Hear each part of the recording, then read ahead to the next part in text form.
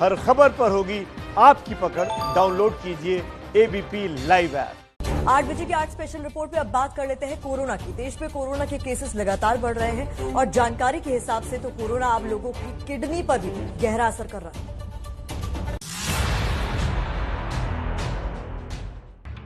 Corona महामारी ने एक बार फिर विकराल रूप ले लिया है। केईएम अस्पताल के डॉक्टर्स की रिपोर्ट के मुताबिक जो आंकड़े सामने आए हैं वो डराने वाले हैं।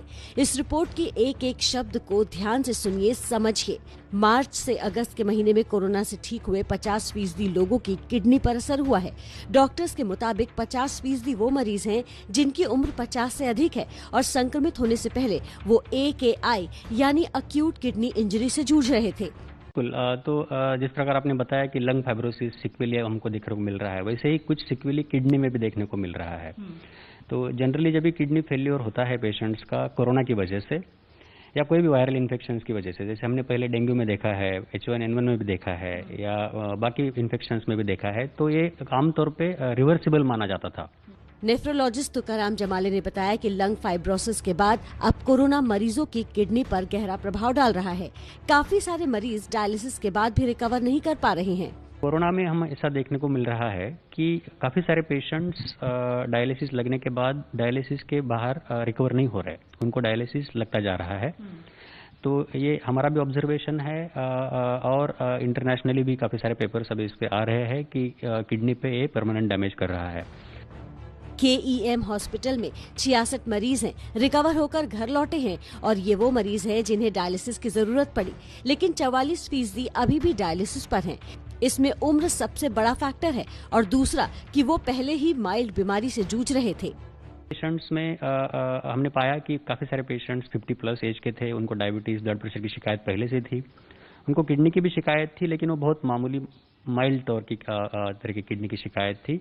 दवाई गोली पे उनका चल रहा था, डायलिसिस की जरूरत नहीं थी। लेकिन कोविड के बाद उनको डायलिसिस लगा और 50% survivor you can say are still on dialysis, जिनको डायलिसिस लगा कोविड पे। तो ये बहुत बड़ा नंबर है। तो ये लोग अगर डायलिसिस उनको लगता रहेगा तो उनको लाइफ लॉन्ग डायलिसिस की जरूरत पड़ सकती है। आगे चल के किडनी ट्रांसप्लांट की भी उनको जरूरत पड़ सकती है। किडनी टिश्यू पर कोरोना का काफी असर पड़ रहा है। युवाओं को भी खास ध्यान देना है क्योंकि लोगों में अब डर नहीं है। सर्दियों में काफी ध्यान देना होगा। तो हम ट्रांसप्लांट की बात तो अभी तुरंत नहीं करेंगे, क्योंकि ट्रांसप्लांट जनरली हम जब रिकमेंड करते हैं जब 3 महीने से ज्यादा देर जब मरीज डायलिसिस पर रहता है, तो हम बोलते हैं कि now it is practically end stage kidney disease and now life long dialysis will be required, so it is better to go for transplant.